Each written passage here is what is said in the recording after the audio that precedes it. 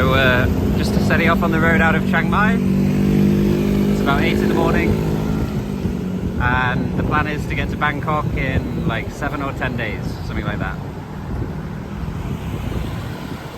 Let's see how it goes.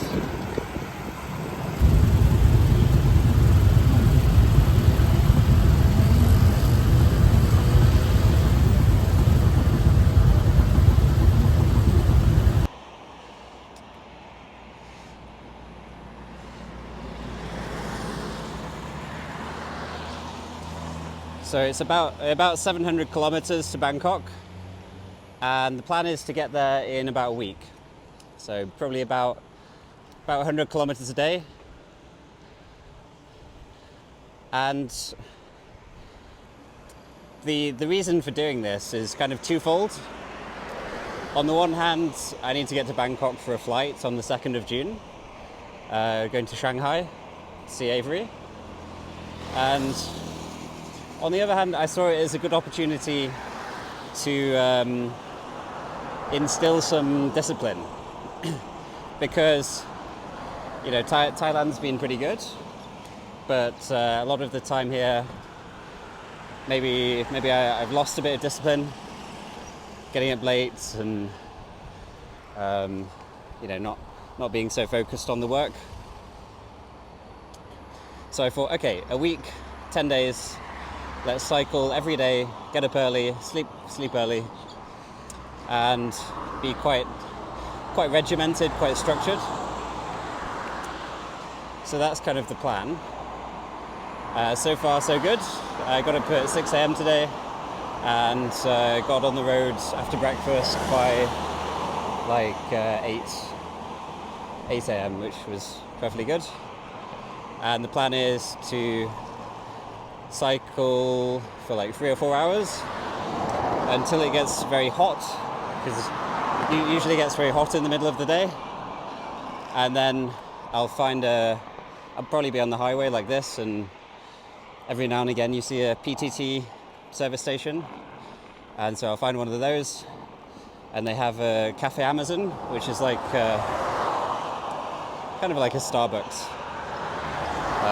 So stop there, get some aircon, coffee, free Wi-Fi, and then after a couple of hours, when it cools down, continue back on the road, then maybe cycle another 3 or 4 hours, hopefully do like 100 kilometers or slightly more.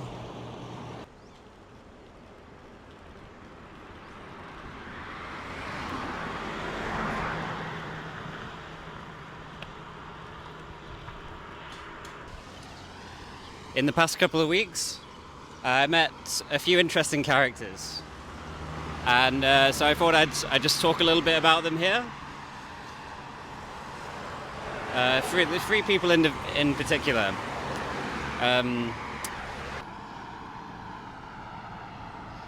speaking with all three of these people, there was some kind of each of them had some kind of message or some kind of takeaway, like a lesson.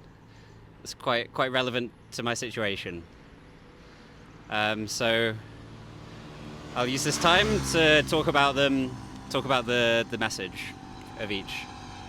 The motivation for doing this and doing something a bit more regimented compared to how it's been going so far was kind of after meeting these three people. And so I'll talk a little bit about each of them and give you a little overview. So the first person was Little Kong, or Zhao Kong. So he went by Kong. His YouTube channel was called Little Kong, and he was also a cycle tourist. So I met Kong on the road towards Chiang Mai. I think there was maybe like 40 kilometers to go to get to Lang Pang, and then one more day from there to Chiang Mai. So there's a PTT, something like that. And so Kong had been cycle touring for a few years now. He started properly doing it in 2021, kind of on and off. pretty much all around Southeast Asia. And so Kong's from Malaysia. He studied maths at university, same as me. And then after his undergrad, he got a job somewhere in the city he went to university in, Penang, I think, just on the west coast of Malaysia. And then did that job for 1 year, got some money, and then he got another job at like a homestay where he didn't initially get paid. He just got free accommodation and food. And after a year, he decided he didn't like that anymore either. So he took one of the bicycles that they had at the homestay and set off on a trip around Malaysia. At the time, he only had, I think he had $130 in his bank account, and just took one of the homestay's bikes. So he had very, very little. And in the first month, he spent all the money. But managed to live on $130 for a whole month, which is quite impressive. No tent, just a sleeping bag. Very cheap living. And then the second month, he kept cycling. He said he went for 78 days. And in the second month, he basically relied off people's generosity. So he didn't spend any money the second month. And so that was way back in 2016. He's like 30 something now, 32 or 3, or maybe 35 even. And then since then, he's cycled pretty much all around Southeast Asia. Vietnam, Laos, Thailand. I don't think he's been to Indonesia, because basically he hasn't flown anywhere, or maybe he got the ferry once somewhere, but just living very cheaply.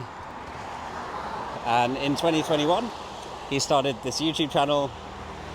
Basically, just makes a basic video every day, without much editing. Just makes some video, talks, and uploads it every day.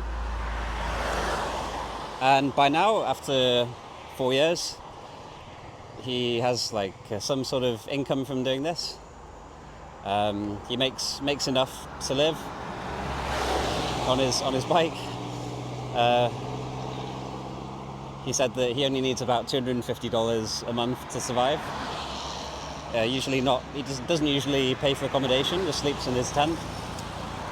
But he makes about $400 or $500 a month. So he's got surplus cash at the moment. Most of the money comes from donations from his people who watch his videos, but he also gets sponsorships. So when I met him, he was cycling all the way from Malaysia to this place called Lijiang in China. And there in Lijiang, there's a kind of conference or festival. It's called Earth Fest, and it's basically a sustainability,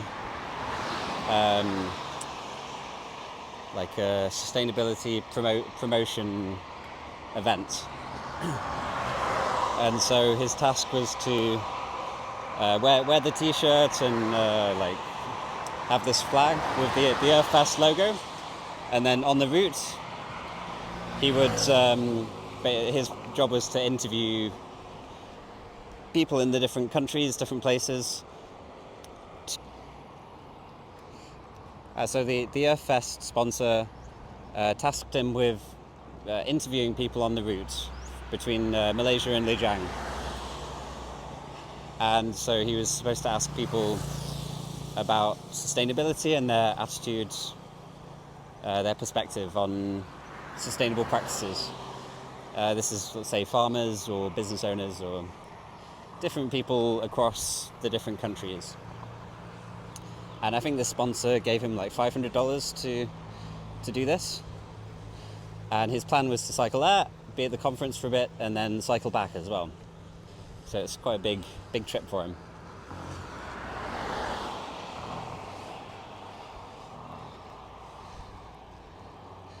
And Kong, like same as Sandeep, Kong was quite an efficient character, so he'd get up early, start cycling, and not really deviate, not really get distracted. Very efficient mindset. But the thing that I really got from Kong was this concept of just doing something consistently, and not really caring about not spending too much time to make it perfect, but just producing something consistently. So Kong would make a YouTube video every day, but it was very, very, very simple. And, you know, he didn't have any kind of fancy equipment, he didn't have a microphone, he just had a basic phone, basic Android phone, no laptop, and he would just record what he saw and he would describe it very, very simply. And then at the end of the day, every day, he would just go into CapCut and put all of his videos together. No editing at all. And that was it. It was very, very simple. Very simple.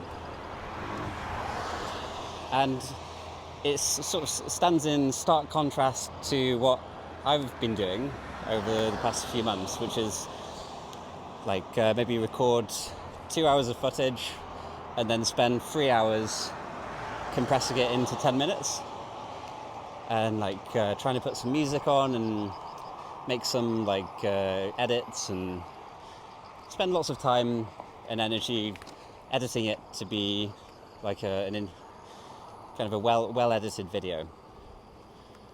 So his approach is completely different. Like say my editing time was 3 hours, his is like 3 minutes. So he just puts it all together, exports, uploads. Very simple. And the consequence of this is that he has a great deal of consistency.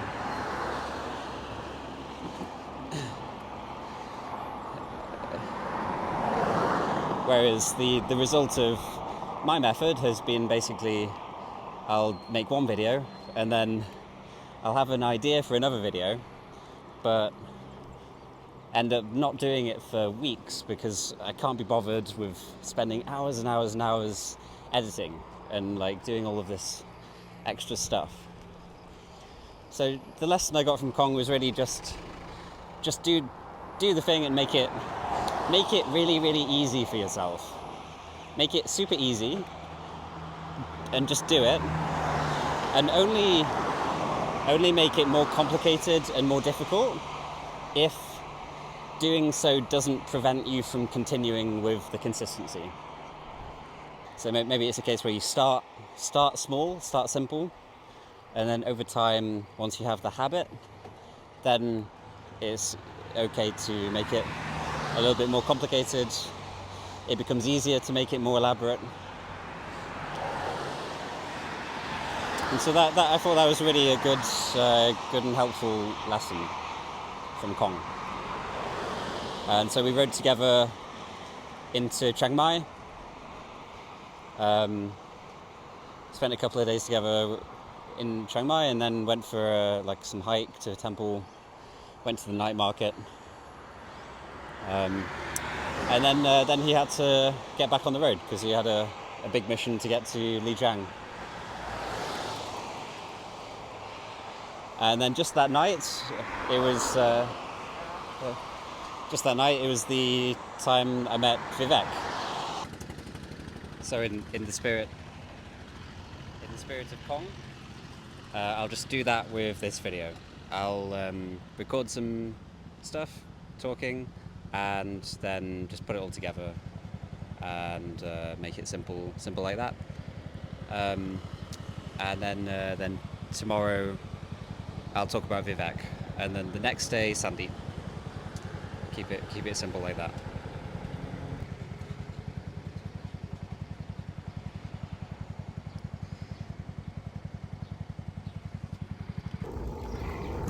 Oh, the road's a bit quieter now. I think we've done about 40 kilometers. and it's like 10 a.m. So it's just starting to heat up a little bit. I'm thinking maybe cycle another hour or two and perhaps get to like 60 or 70 kilometers before stopping, and then there's just like 30 kilometers after the break.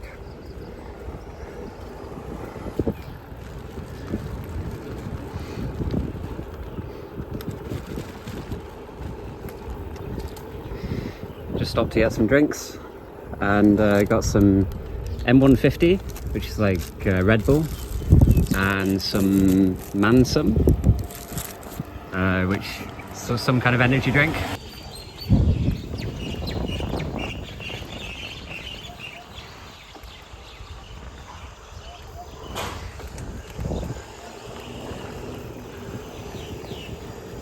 Yeah, just put some cold water in my bag so the laptop doesn't get too hot in the sun.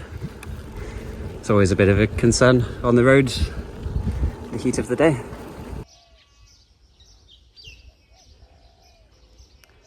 I always wonder what the symbolic meaning is of this kind of thing, the stupa. And especially in how it how it differs between different countries and traditions. So you see in Theravada Buddhist countries like Thailand, it's like very kind of long and spiky going up, and it gets very thin towards the top.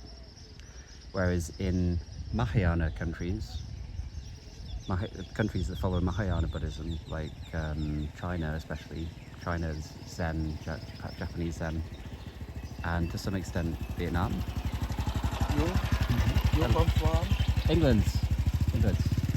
Yeah, so Theravada countries like Thailand have this big spike. Mahayana countries, the countries that follow Mahayana Buddhism, like China, have like lots of wide levels going all the way up.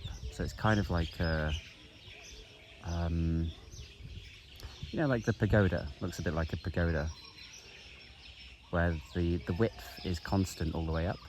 And spoke to somebody who said that these 13 rings at the top represent like 13 powers that a person can attain.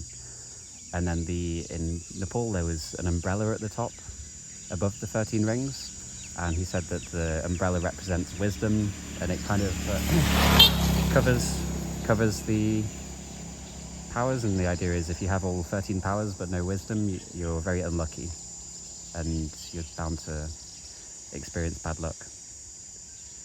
But here I think this kind of what is in the place of the umbrella in the Nepalese stupa, these like circular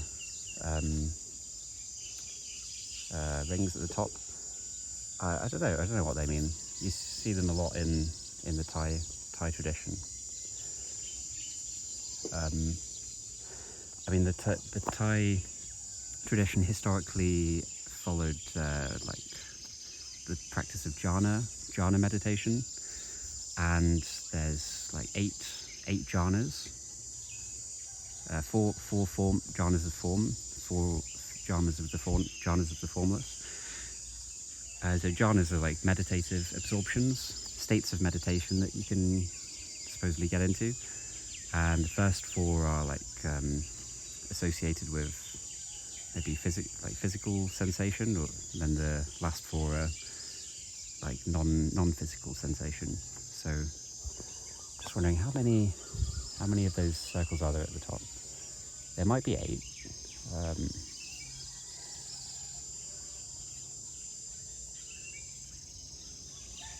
I think there's 8. Yeah, it could be. I mean, it could be somehow representing the 8 jhanas.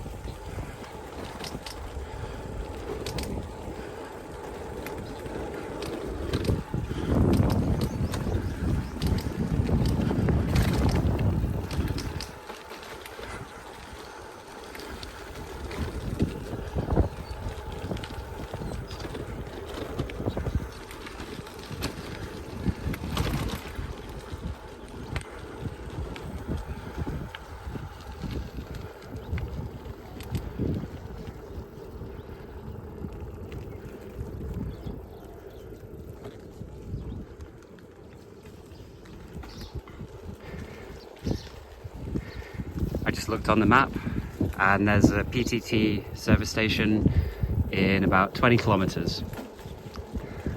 So we'll stop there, and at that point we'll have done about 50, 60, 65 kilometers.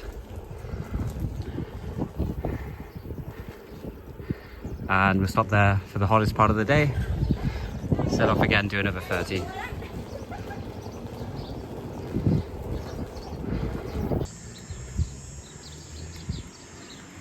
It's a female Buddha statue. So you see these a lot in Vietnam, and they're usually white.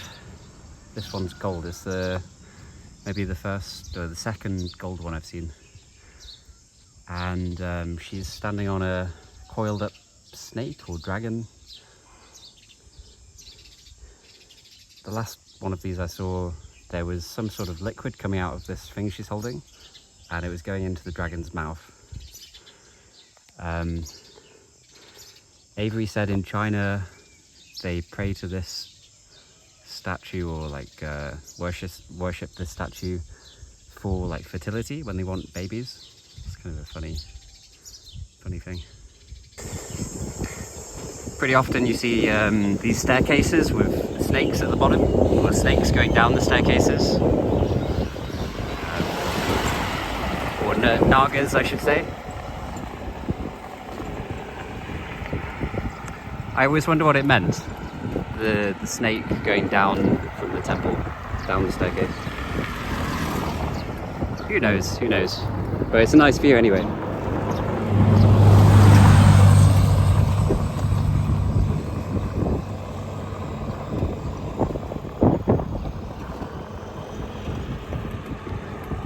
Starting to get pretty hot now. And there's the PTT station.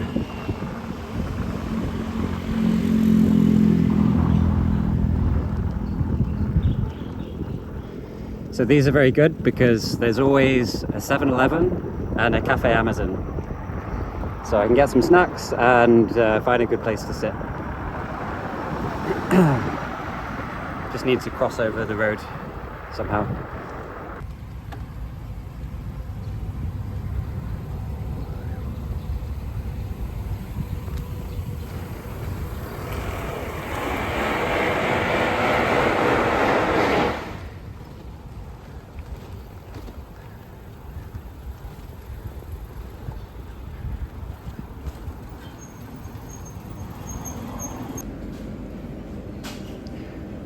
All the things that I want, it doesn't have. But it looks like this one does.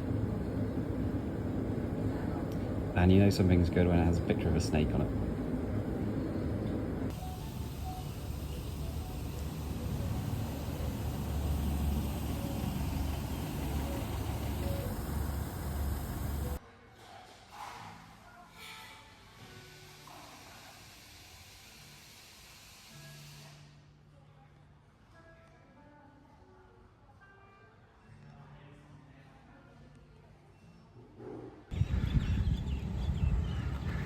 Okay, so it's 10 to 6 and well, I've been here like 6 hours, did some good work.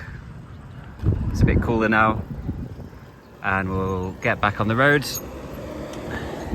Maybe like 30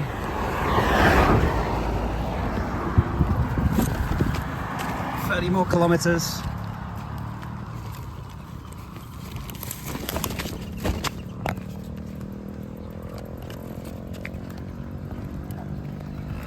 More kilometers and then find a place to stay.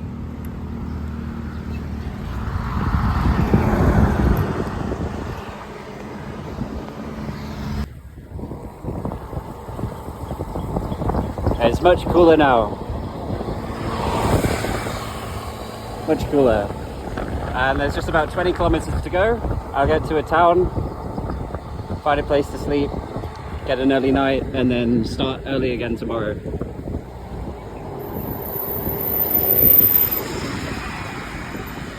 That's an old car.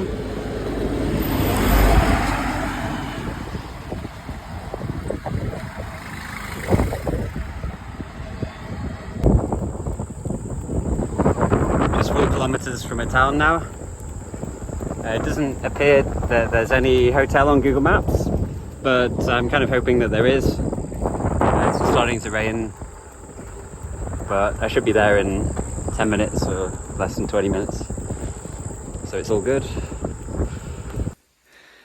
And there we go, end of the first day. Time for some food. Looks like there's a big cicada.